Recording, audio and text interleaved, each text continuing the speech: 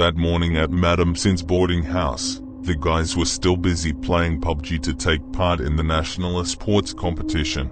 On the other hand, Sigit, an indigo photographer who has been able to see ghosts since he was little, is preparing to do a photo shoot after so many full moons he doesn't get a job.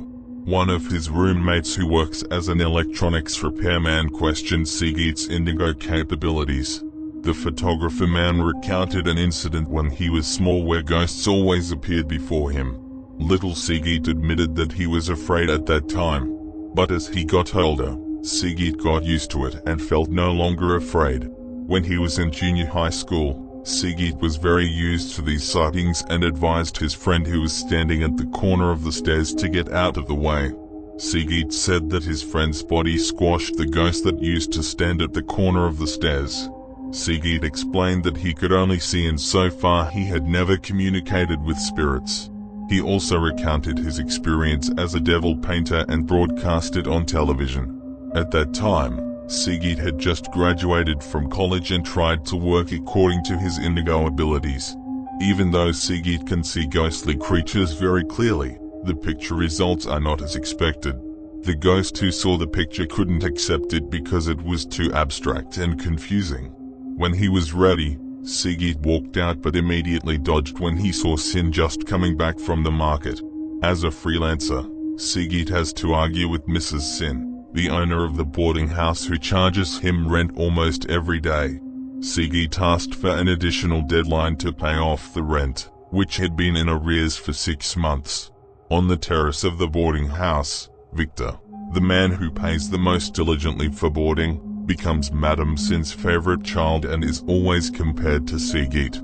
The photographer rushed off to work while Mrs. Sin took Sigit's hand and came out too. The funny boarding house mother forgot that she had just returned from shopping because she nagged too much at her own boarding house children. At the shooting location, Sigit was assisted by a makeup artist friend who is the same as Indigo, named Gunjing.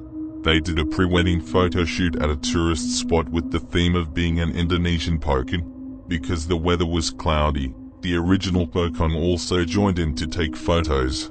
Sigit and Gunjing are so confused that they don't know how to exorcise a demon that appears in broad daylight. After work, Sigit stops by Gunjing's house so he doesn't meet Mrs. Singh, who likes to nag at him. Sigit fell asleep in Gunjing's room until late at night. Because it was very late, Sigit had to walk from Gunjing's house to his boarding house on Jalan Marabaya.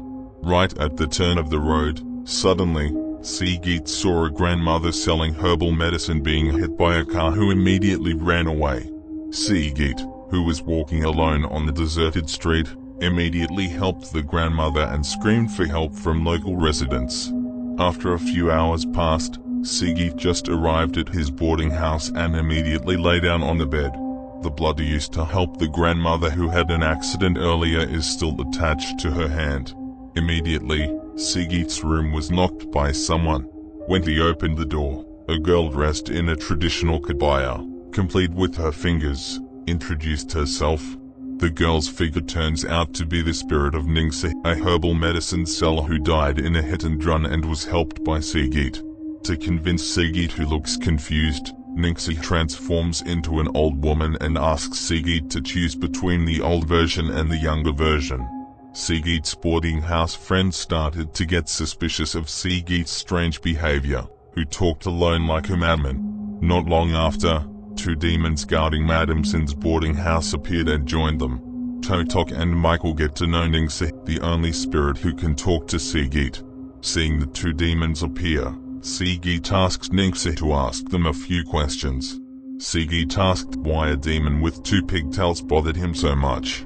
Ningsih helped convey this and answered that Sigit liked to listen to music too loud and startled the talkative Totok ghost. Sigit humbly apologized and promised not to repeat the disturbing behavior again. After Sigit went to sleep, Ningsih had a threesome chat with Totok and Michael. They ask each other how to die each.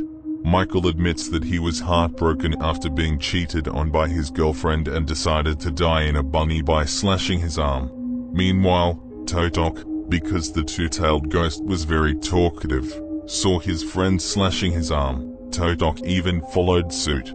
As a result, they both died together and became good friends for life and death. Ningxi laughs heartily at the story of the two of them. Michael said that Totok has a special ability, namely being able to possess humans. Totok immediately showed his ability by possessing Victor, who was busy dating. The rich man suddenly turned into a bum and kicked out his own girlfriend. The boarding house friends who saw this giggled while Totok immediately left himself after making fun of Victor. In the morning, Sigit still languishes with the fate of his wallet, which is always dry. He recounted last night's incident about the ghost of Ningxi who could communicate with him. One of Sigit's roommates gave an idea for Sigit to use his indigo abilities as a source of income. Since every building must have its intruders, Sigit can exorcise the demons with Ningxi's help. As an intermediary, Ningxi can negotiate with other ghosts and send them away. Sigit was very inspired by his friend's idea and asked him to open an exorcism business. Unfortunately, the man immediately refused because he was very cowardly and did not want anything to do with the devil. Sigit rushed to Gunjing's salon to persuade his indigo friend to do business. Gunjing had refused Sigit's invitation because even though he was indigo, he was still afraid of ghosts, especially if he met a ferocious demon. Sigit whines even more, forcing Gunjing to help him start a new exorcism business. Gunjing stipulates that the brave Alexandra is also invited to join the ghost hunting team. If Alex doesn't come, then Gunjing doesn't dare to help Sigit either.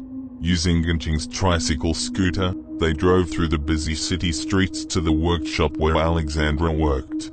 When they got there, they asked the whereabouts of Alex, who was usually called Naked, to a technician.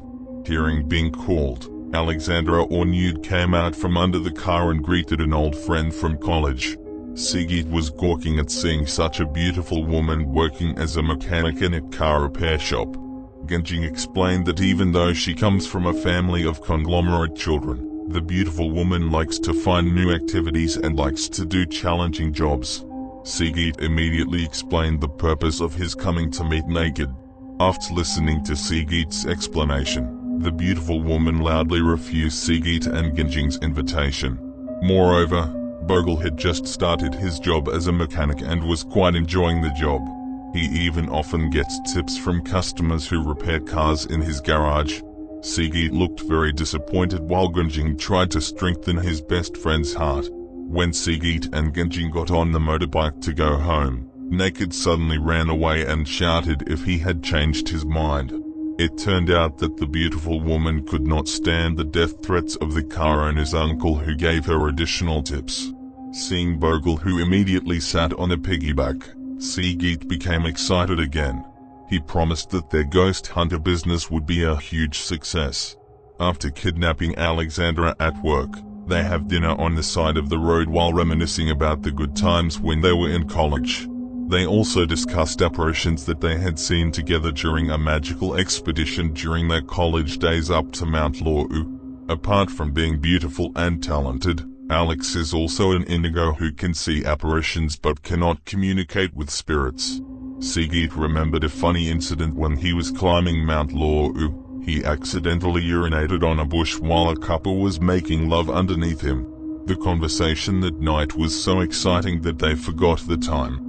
After eating, Sigit invited his two indigo friends to stop by the boarding house. Gunjing and Alex seemed used to seeing the sightings of Totok and Michael there. Meanwhile, Sigit is busy looking for Ningxi's whereabouts. They entered the boarding house and sat in the living room while persuading Ningxi to work together to help their new business. Ningxi is willing to help voluntarily. However, she asks Sigit and her friends to find the driver of the car that had run over her to death. Immediately Mrs. Sin's voice sounded shrill from inside the house, driving away Sigit and his friends, who were still noisy at night. The three of them ran frantically, followed by Ningxi, who is also surprised to hear Mrs. Sin's screams. Finally, they continued the conversation that night at Alexandra's stately home. They decided to make Alex's house their main office and base camp. Alex gave Sigit and Ginjing two workshop outfits with matching colors as their exorcist's business uniform, which they decided to call Ghostbuser. Once the uniforms and logo were ready, they conducted a photography session to promote the new business. Leaflets for exorcism services are also distributed in crowded places, hoping to get many visitors. They also prepared a special card to run the operation. Until several days had passed, the three jobless teams still had no customers. Sigit, until you get suspicious. Don't worry, Alex has entered the wrong phone number. Using his cell phone, Sigit tried to contact the telephone number listed on their advertisement poster. It turned out that the number was actually connected to their business phone. Not long after, the ringing of the phone rang loudly until Ginjing was very excited to pick up the phone. Their first customer didn't want to exorcise demons but instead asked for help to exorcise their ex. Ginjing explained slowly that the business he had just opened was in charge of exorcising demons, not exorcists and ex. The caller was still insistent while saying that his ex was behaving like a devil. Ginjing quickly hung up the phone while suggesting to call other people if he wants to talk about his ex-boyfriend. The beautiful Alex starts coming up with ideas to sabotage the area around them. He orders Nixa, full-blooded, and Michael to cause trouble and frighten the local people. It turned out that the plan worked and the customers started arriving one by one. Not only local residents, Roy Kennedy also ordered their services to exorcise demons from his house. One night, they got a call from the head of the Pinari village in Banyuwangi. The village head said that the ghosts in the village were scarier than the viral story in the Dancer village. After getting the address, the three of them immediately stepped on the gas to their destination. Arriving at the village of Dancer, the sun had already set. The village head explained that dancers in his village were often disturbed by invisible creatures during dance practice. Because that night the village was holding a performance, the village head deliberately invited the Ghostbuser to secure the event location from demons. They immediately entered the village to head to the regional dance stage. While walking through the forest, the Indigos saw a ghostly dancing figure sitting alone under a tree. Sigit greeted the ghost with the help of his translator, Ningsi. The dancing ghost said that he only wanted to dance. During her life, the girl was good at dancing but died on the way to the stage because of an accident. To complete his hajat, the ghost always wants to dance at every opportunity with humans. Ningsi advises the ghost not to disturb humans while participating in the dances at performances or during rehearsals. After being coaxed, the ghost promised not to disturb humans anymore. They enjoyed the stage that night where the ghosts came one by one to dance. Even Ningsi, who can't dance, joins the dance on stage. The next day, they again got a customer, Big Boss, the owner of the Sepoy Cinema. The Ghostbuser team immediately visited the customer's address along with the ghosts who helped. When he got there, Boss Ad explained that he had been haunted while checking the cinema with a scared security guard. At first, the condition of the cinema that night was normal. However, when they reached the middle of the middle, the cinema screen turned on by itself and beeps very loudly. Ad's boss also said that the audience who watched alone in the cinema had been harassed to the point where they ran as fast as they could. The Ghostbusers immediately checked Boss Ad's cinema studio one by one. They turned on the dark studio lights and walked through the bleachers. After feeling all was well, Sigit, Ginjing, and Alex came back downstairs to leave the studio. Instantly, the lights in the studio went out completely. The atmosphere that was originally bright now turned gloomy. Moments later, the lights came back on, and all the occupants in the cinema studio were engrossed in watching the Ghostbusers on duty. Totok and Michael were scared to see the ferocious ghosts residing in the cinema. Ningsi tries to communicate with them and explains to Sigit. The man immediately told Ada's boss that the ghosts were asking for unpaid fees. It seems that Boss Ada keeps the devil in his own cinema and forgets not to give offerings. This negligence is subject to a fine of millions of rupiah. Totok and Michael helped distribute paycheck envelopes to the ghosts at the cinema. Ada's boss, who saw the paper flying around, was dumbfounded and lost consciousness. After completing a month's worth of work, Sigit shares their hard-earned money with his friends, including the ghosts of Totok, Michael and Ningsi. Totok said that he would give the money to his family in the village. Meanwhile, Michael still couldn't move on from his ex and said he would give the money as a gift. Ningsi is quite different from the other two ghost friends. He refused the salary money given by Sigit and sat pensively in the pool. Ningsi changes her form into an old woman, and grieves. He said that he no longer had a family to which he could earn money from his own hard work. Ningsi feels lonely because her husband has left her while the children are married and have their own families and have moved elsewhere. Sigit is very sorry to see Ningsi crying over the fate of her family, which was torn apart. Sigit said that Ghostbuser, Totok, and also Michael were Ningsi's big family who would never leave her. Sigit also promises that after completing one more job, he will help find the car driver who hit and ran on Ningsi. The Ghostbuser team hugged Ningsi with great affection like their own family. After payday, they have a 3-day vacation at a tourist spot. Sigit was finally able to buy his dream new motorbike and pay the boarding house for 3 years at a time. He also gave Mrs. Sin money to buy a dress. Immediately Mrs. Sin was immediately taken aback by Sigit and offered her boarding house boys' favorite food. While Genjing is enjoying his vacation at the hair salon, Sigit goes to the police station to submit a report regarding the hit-and-run case that happened to Ningsi. The police had a very difficult time finding the car due to limited technology and a lack of evidence. What's more, the vehicle plate number submitted by Sigit turned out to be a fake plate number and was not tracked by the system. The police asked Sigit to be more patient because they are still conducting further searches and investigations. Alex that afternoon checked his car and found Sigit's jacket left there. The girl rushed to Madame Sin's boarding house to deliver the jacket her friend had left behind. Seeing Sigit's new motorbike, Alex is taken for a walk through the city on his dream Vespa. After traveling and spending vacation time, the Ghostbuser team reunited at base camp, Alex's house. That night they had a special uninvited guest. The guests that night weren't humans, but ghosts who had died long ago. The ghost introduced himself named Hardento. He enlists the help of Ghostbuser to check his house where his wife and maid are still trapped in the house. Pak Hardento's wife named Melody has become a curious spirit accompanied by her loyal maid. Pak Hardento himself had died long before his wife and maid died. He did not know why his wife and maid were reluctant to leave the house. As if the revenge they feel is very strong and unstoppable, Mr. Hardento begged that his wife's spirit could be returned to the afterlife. Ningsi asks what reward they will receive if they succeed in saving Pak Hardento's wife and maid from the house. Not long after, they arrived at Pak Hardento's empty house. The man was reluctant to enter the house because his wife had installed a portal. Ningsi explains to Sigit that Pak Hardento cannot come in because his wife knows that Pak Hardento will prevent her from taking revenge.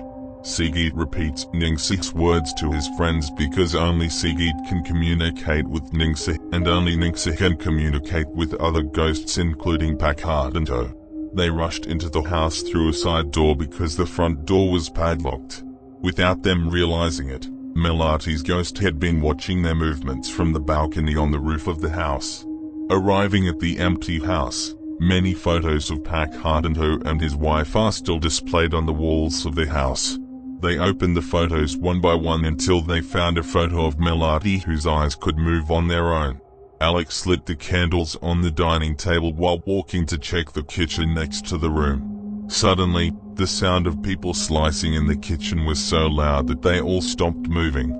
Frightened, Alex forced the Genjing to look behind him. With a waving scream, apparently, Genjing saw the ghost of Pak Hardento's servant still wearing a hijab in the kitchen. Genjing was getting hysterical until he couldn't explain what was happening. When Sigit, Alex and Ningsi looked back, the ghost threw several knives to hurt them all. Luckily none of them were injured. They immediately ran away from the kitchen, but Genjing felt something strange on his feet. It turns out that Genjing's leg was slashed by a knife thrown by the ghost. Sensing that there will be an approaching danger, Ningxia decides to accompany Genjing to rest in the living room. Meanwhile, Sigrid and Alex will continue their expedition to find the spirit of Pak Hardendo's wife, Melati. To shorten the search, Alex and Sigrid split up on an expedition. Alex decided to look for a club on the ground floor while Sigrid went up to the second floor. While in the bathroom, Alex hears dripping from behind the curtain. When I opened the curtain, luckily there wasn't any jump scare there. At the same time, Sigrid entered the room and found a book with a quill nearby. He tries to communicate with Melati's spirit using the book and the quill as intermediaries. The ghost responds to all of Sigrid's questions and takes him to the past dimension. Sigrid was forced to witness the sad incident when Pak Hardendo's family was slaughtered by irresponsible people. At that time, on February 14, 2020, Melati was faced with a complicated problem that came from a well-known property entrepreneur. His house, which was quiet and peaceful, was forced to sell it to the businessman because he wanted to build an elite apartment. Melati remains firm in her convictions, refusing to sell the house and land left by her husband until she dies. She had promised not to leave the house because of her love for her husband. That night, Melati burst into tears while writing down her feelings in her diary. Meanwhile, Melati's loyal maid also prays for her employer to be free from all threats and dangers. Unexpectedly that night, several intruders entered a house where only 2 women lived, and immediately killed Pak Hardendo's maid. Hearing screams on the ground floor, Melati checked what had just happened. But he was actually killed with a knife right in the heart.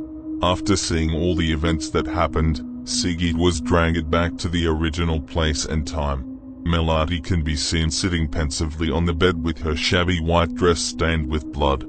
Sigrid tries to approach Melati while saying he wants to help. The vengeful ghost actually attacks Sigrid and throws his body far out of the room. Elsewhere, Alex is also being terrorized by the ghost of Jasmine.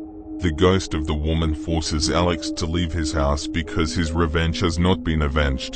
The Ghostbuser team had wanted to give up because they were afraid of the endless terror. The ghosts of Melati and her helpers reappeared with horrible faces flying into the air.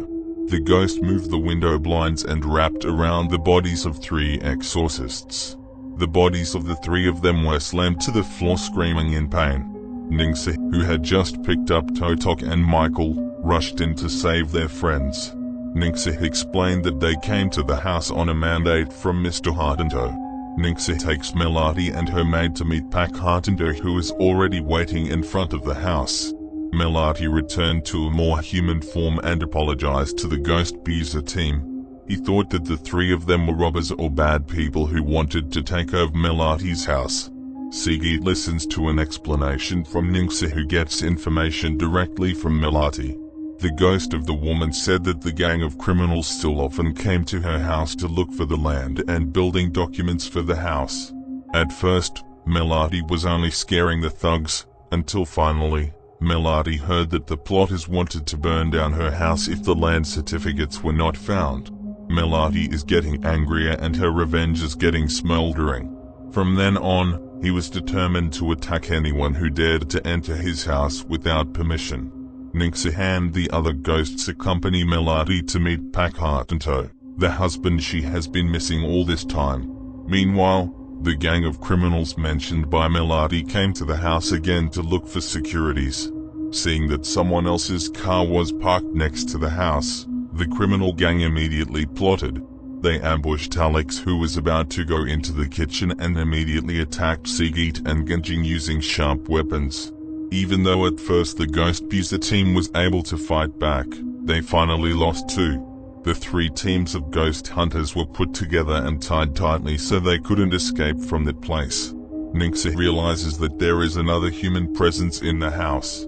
He invited Totok and Michael to save his human friend. Totok immediately possessed a thug who had been threatening the 3 of them. Totok helped untie the hands of the 3 of them and took turns in arresting the evil conspirators. After successfully crippling the thugs, Seagate interrogates them to confess their past crimes. The thugs said that they were only ordered to kill Melody and her maid. A car appeared and called one of his men. Seagate snatches the thug's cell phone, which turns out to be a call from the boss of the apartment project owner. Seagate pretended to be his subordinate and told the boss of the apartment to enter through the side door. After the old man entered the house, Seagate, Genji and Alex immediately caught him. Seagate continues to pay attention to the old man's car, which turns out to be the main culprit in Ningxi's hit and run. Both Melody's spirit and Ningxi's spirit were very angry when they saw the look of this very heinous criminal. They were preparing to avenge his death until the old man was thrown into the window. Pak Hardindo begged his wife to stop torturing people. Even though he was hurt, Pak Hardindo did not want his wife to be labeled a murderer. Even though she has become a ghost, Melody can still lower her ego and obey her husband's good advice. The Ghostbuser team reported the criminal gang to the authorities and they were all arrested for the harshest punishment. Pak Hardindo expressed his immeasurable gratitude to Ningxi and the Ghostbuser team. He also handed over the house to the Ghostbuser team for proper use. He asked that the house be maintained and well cared for like the original. Pak Hardindo's family finally disappeared back into the afterlife completely. The Ghostbuser team now has a new base camp at Pak Hardindo's house with Ningxi, Totok, and Michael. They immediately cleaned the house and continued their business of exorcising demons.